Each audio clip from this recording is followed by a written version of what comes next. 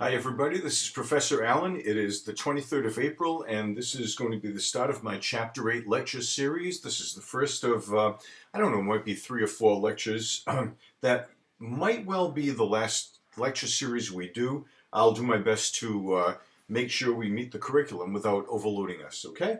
So we're going to talk about the wonderful world of inventory. Now, we talked about receivables as we start breaking down the balance sheet into its component parts. I've given you tons of info about receivables, and I've just posted a bunch of homework about the topic from Chapter 7. And now we're going to talk about Chapter 8 because inventory, like receivables, is an asset that you must manage very, very carefully if you're to succeed. Please remember, profitability is not enough. If you have a profitable business but don't know how to manage your cash flow, it can still destroy you. Receivables are part of it. You have to collect your receivables. Similarly with inventory, you have to be careful not to build up too much of it. Idle inventory is sucking up your cash and it can effectively destroy you. So watching your inventory is a critical aspect of cash flow management and successful running of your business. Okay? So our learning objectives, read on your own, but again, all of this will be about inventory. So now, let's talk about the balance. Now, inventory is a balance sheet account. It is an asset account. If your business is not brand new, then you're already coming into it, into the new year, I should clarify, with some inventory already on board. You'll add to it by making more or buying more. You'll delete it by selling it, hopefully, and then you'll end up with an ending balance. So like most T accounts, you have something that you start with, something that you add to it, something you take away from it, hopefully a lot, and an ending balance, hopefully not a big one. Okay? So, interestingly, accounting for inventory is more complicated, as the first bullet point says, because there is no one way to report your inventory. Accountants are allowed choices. The way you account for your inventory, you have a couple of options open to you.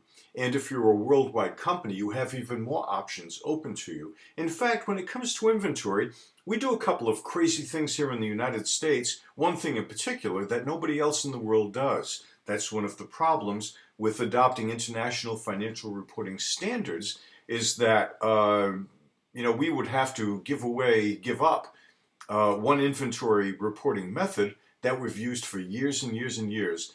Problem is, no one else in the world uses it. Okay, so the second issue is that whatever you carry your inventory on your books for in the assets section of your balance sheet, that may not necessarily reflect its net realizable value. Why is that? It's because inventory can become obsolete. You may build it, you may buy it at a certain value, only to find that you cannot unload it. Okay, that's net realizable value. It's on your books for a certain price, and you can't get rid of it at that price. Okay?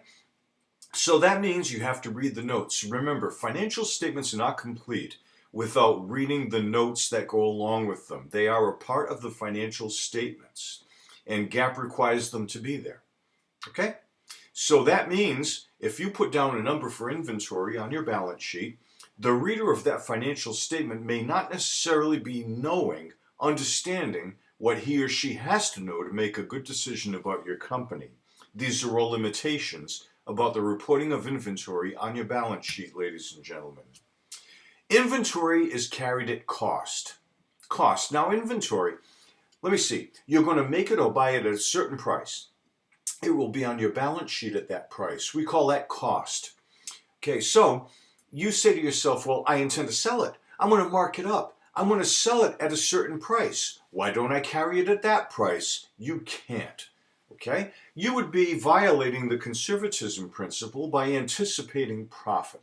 So when you carry inventory on your books, ladies and gentlemen, it is carried on your books at cost. How much it cost you to make it or buy it, and sometimes even less than that. And we'll talk about that as the chapter goes on. Okay?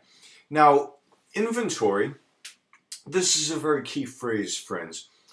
Inventory includes all normal and necessary amounts that you incur to get it ready to be sold. Okay? In other words, if you have to spend a certain amount of money to get the inventory ready to be sold, and I'll give you some examples of that, then you don't expense that. You don't write it off to expense. You include it in the cost of the inventory. Anything that's normal and necessary, and that is a term, that's a phrase we'll encounter again probably next week, and what probably will be our last week of class. Sometimes it's hard to determine if something is normal and necessary, and this is one of the reasons accountants are so well paid for their judgments, because they have to make that determination. Okay? And if something is not normal and not necessary, then we expense it. Okay?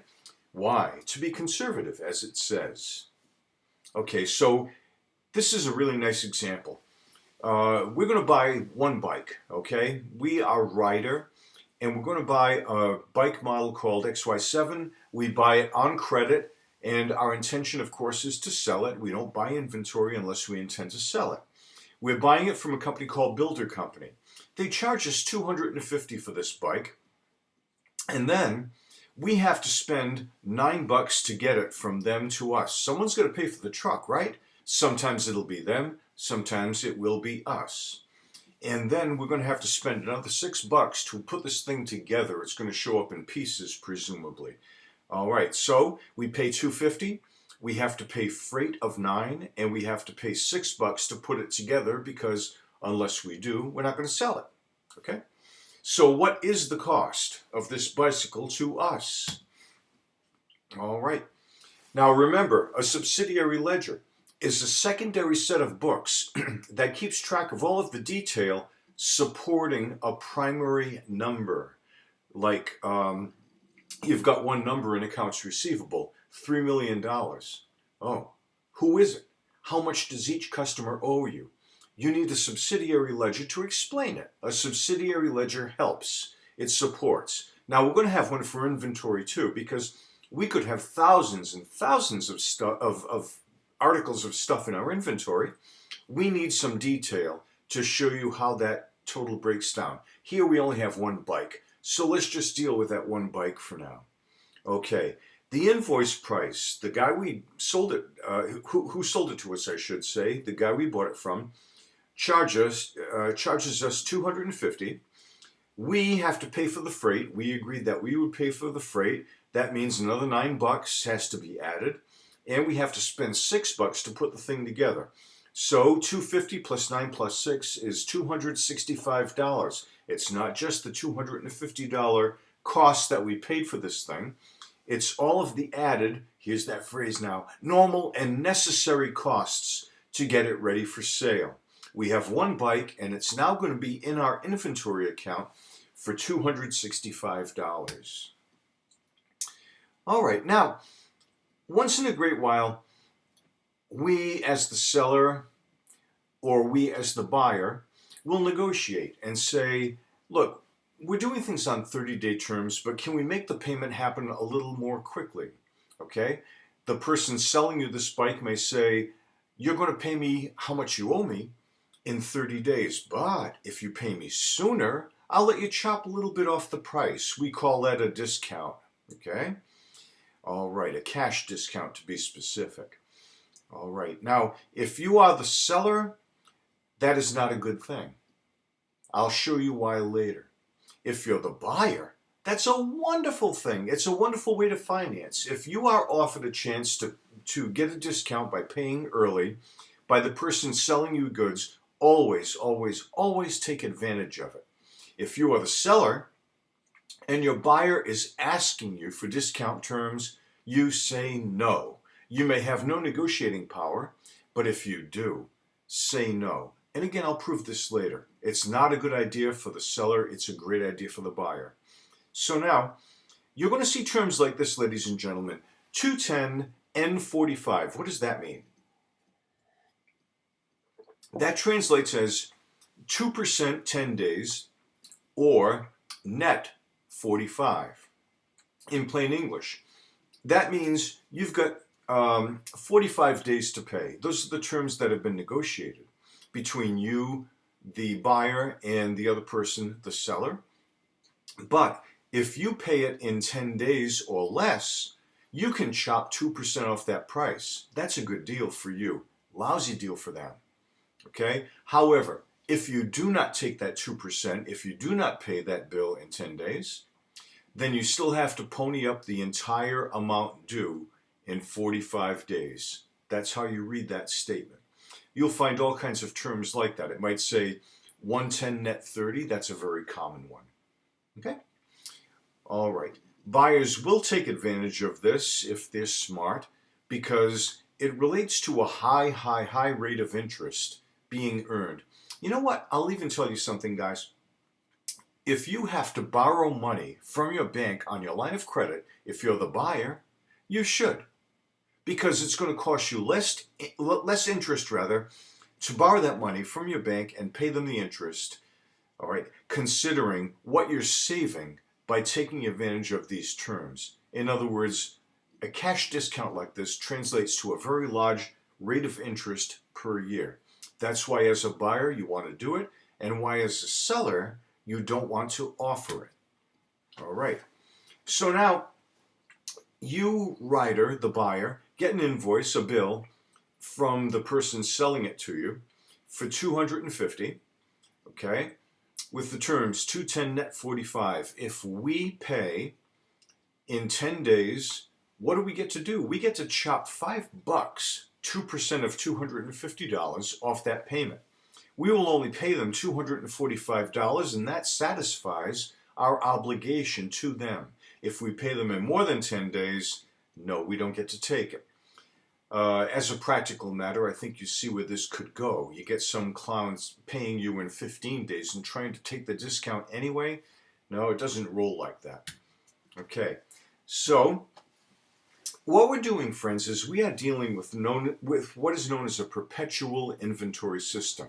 There are two, perpetual and periodic. I am not going to teach you periodic because nobody uses it anymore. Okay, it's got all kinds of problems associated with it. And pretty much everybody uses perpetual nowadays because everybody can. We go out and we buy a cheap computer and cheap software, and you have the ability to use this perpetual system. What does a perpetual system mean? It means that you keep track of all your inventory at any point in time. You know what you had, you know how much you bought, you know how much you sold, therefore you know how much you have left. Okay? When you go to Dick's Sporting Goods and you buy a sleeve of tennis balls, and they give you a little slip at the counter at the front register, it has all kinds of stuff on that receipt for you to tell you when you bought it, how much you spent for it, the date. Okay, but that's telling Dick's Sporting Goods something even more vital. It's telling them that one sleeve of tennis balls has come out of their inventory. Now the person in charge of buying tennis balls for Dick's Sporting Goods knows that she is down one extra sleeve, and when her inventory gets low enough, it will set off a trigger telling her time to go buy more. That is a perpetual system. It keeps track of all the ins and all the outs, so you know what your inventory is at any point in time. Okay, so now forget the other system. The other system, modern businesses simply don't use it anymore because it's full of problems. It's full of holes, okay? I'll allude to it later. I will not hold you responsible for it. So now, under a perpetual inventory system, all purchases and sales, by the way, will be monitored by a T account, that one inventory account. There would be one for every single product you have. In this case, we're dealing with one product, bikes, right? So when you go out and buy that bike from the supplier, you're going to debit, therefore increase inventory, and you're going to credit payables. Why? Because it said you're buying this bike on credit, not for cash. Okay, if you bought it for cash, you would credit cash. Here, we're crediting, increasing a liability called payables. Okay, so then when you pay for that inventory, and if you take a discount, you're going to get rid of the entire liability. You're going to pay cash, crediting it. And now watch this. If you take that discount, you're going to decrease the value of inventory. Why? because now you'll carry the inventory at exactly what you paid for it. I'll give you an example after.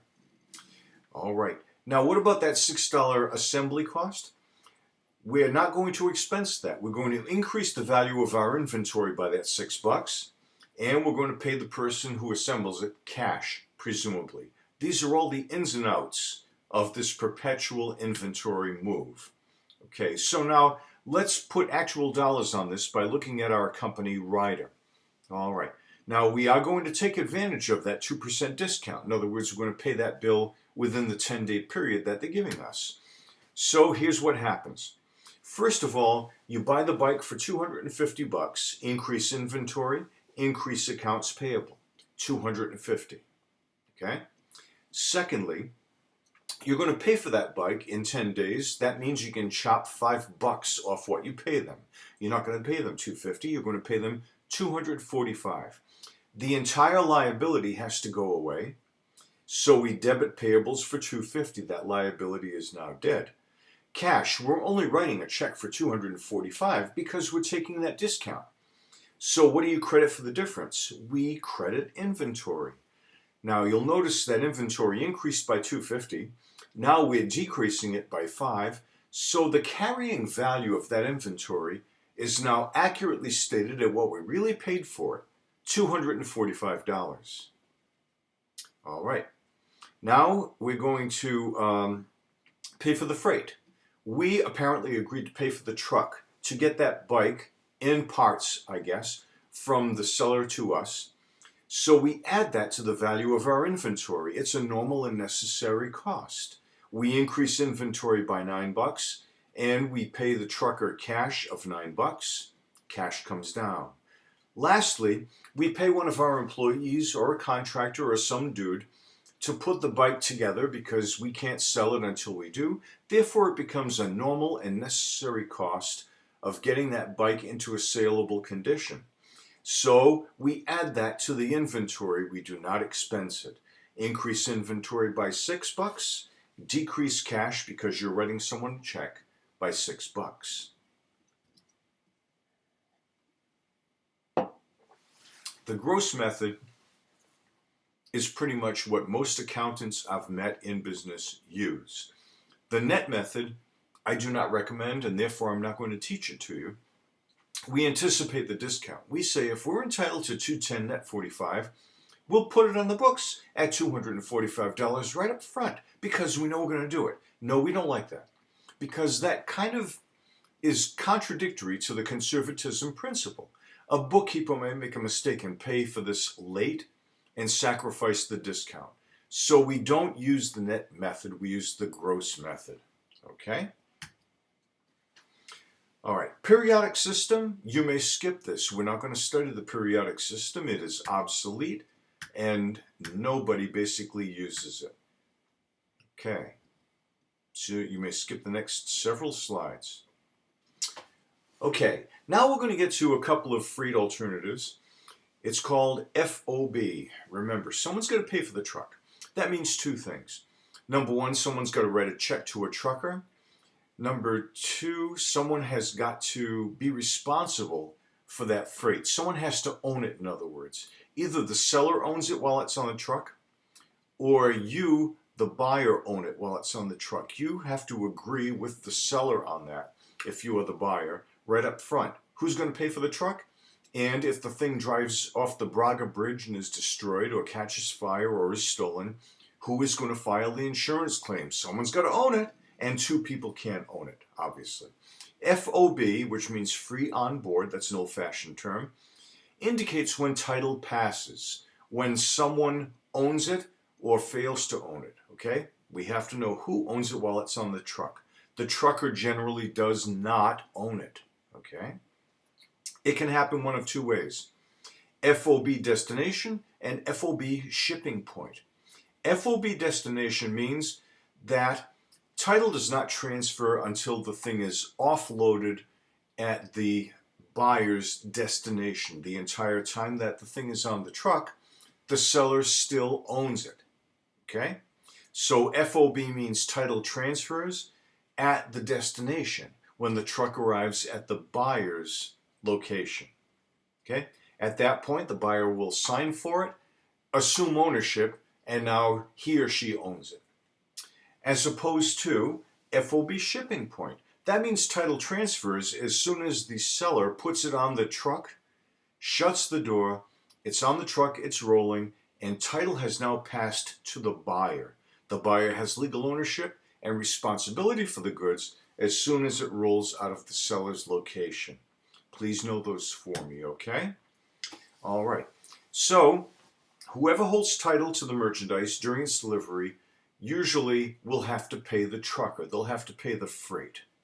And responsibility. Any losses or damages that occur will affect the party holding title. Okay? If you own it, you're responsible for it. The thing is destroyed. You are the person who files the insurance claim. So here's an example, friends. Remember, we are rider. We are the buyer. And we negotiate. Now remember, we'll have to negotiate with the seller, and whoever is in the stronger point, the advantageous point of negotiation, will get their way. And in this case, we say, okay, we agree to shipping point.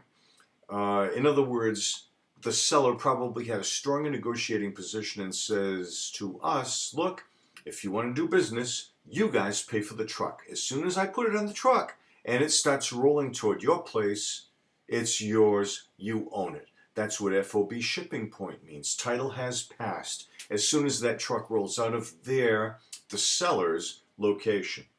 So now, we get to the end of the year, and as you might expect, all kinds of games are played with stuff that's on trucks at the end of a year. If something's on the truck, someone's got to show it in their inventory. Is it yours? Is it mine? It's in your inventory, or it's in mine. It can't be in both, and it's got to be in someone's. Okay, so now we see an order date of December 27. Our year closes on December 31. The shipping date, the date that the truck rolls, is December 29. And then the truck is on the road at the end of our year, and it arrives at our plant, we being the buyer, on January 4th. What do? Okay. Should the cost and the related payable be included? Well, you know what? If it were FOB destination, no. But this is FOB shipping point. We owned it when it left their place. The shipping date, December 29. And that means, even if it's not here physically at our plant, ladies and gentlemen, we have to put it in our inventory. Now, you can see how some people play games with this stuff at the end of a fiscal year. Okay? Someone's got to show it in their inventory, and auditors will really look at this to ascertain whether it's in your inventory or in the seller's inventory. Those words FOB shipping point, those make all the difference in the world. Okay? So the inventory belonged to us on December 29. Therefore, when we close our books on December 31st, we must record that inventory, even though physically it is not here at our plant. Okay. Very good. Again, forget periodic. All right. Now we are going to maintain current balances so our bosses, our readers, our managers always know how much merchandise we have. The stuff was not here. It was on the truck, but we still owned it. Okay? That brings us to a second issue as well. Remember, when you sell inventory, you have to record two transactions. One to record the sale at selling price, one to record the cost of that merchandise while getting it off our inventory. So that second entry you see right there. Okay, well, let's deal with the first entry. We're going to sell this jazz for cash. We increase cash with a debit, and we increase revenue with a credit. Entry number 1 of 2. Entry 2 of 2, the cost has to follow the sale. We increase cost of goods sold and expense with a debit, and we get the inventory off our books, and both of those entries, the debit and the credit, both of those lines, not entries. The first entry is at selling price. The second entry, both lines, are made at cost. The inventory is on our books at cost, and that cost has to be transferred to cost of goods sold when someone else owns it. It's not ours anymore. The difference between revenue and cost of goods sold, of course, is gross profit. Okay, so here's what we have. This XY bicycle. Okay, now we don't just have one bike anymore. Now we've got a bunch of them. So here's the deal. Our beginning inventory is 3 bikes at $260 each. Okay, that's our cost. We went out and bought 5 more at $260. The price has not changed. Then we mark them up to $440 each. We sell 7 of them. Well, you started with 3, you added 5 more, you've got 8 available to sell. You sell 7 of them, that means you got 1 left. Okay? 1 bike is left. So, let's look at all of the entries that rider has to make. Okay. First of all, we're going to take the sales that we made. 7 bikes at $440 is $3,080. We increase cash, we sold them for cash, and we increase revenue. Good. All right, the cost has got to follow. So we're going to take those 7 bikes, it was 7 of them, right? Those same 7 bikes at $260 each must come off our books. The cost will follow the sale. Okay, we increase cost of goods sold, increasing an expense by $1,820. And we take the 7 bikes that we sold off our books. 7 bikes at $260 also is $1,820. The difference between $3,080 and $1,820 is the gross profit that we made by selling these 7 bikes. Periodic, forget about it. Okay? We're not going to worry about periodic. But I do want you to remember something, friends. Okay? Let's skip all these periodic slides. Okay? I want you to remember that we started with a couple of bikes, we bought more, we sold several, and we ended up with 1. So the number of physical units, excuse me, you should be able to track through a T account just off to the side, not on our books, just like you would track the cost. Okay? Remember, we started with a certain number of bikes at $260. We added more at $260. We sold 7 of them. 7 times $260 comes off our books. Remember, a second entry has to be made to show the sale of those bikes at $440 each. 2 entries. One to record the sales revenue, one to record the cost while getting the inventory off our books. Okay? All right. And I'll tell you what, I think that that's a pretty good point for us to end lecture number 1 of chapter 8. So I will post this and I'll pick up from this slide. Remember, I'm skipping every slide that refers to the periodic method. All right? Stay safe and have yourself a good day. Bye-bye now.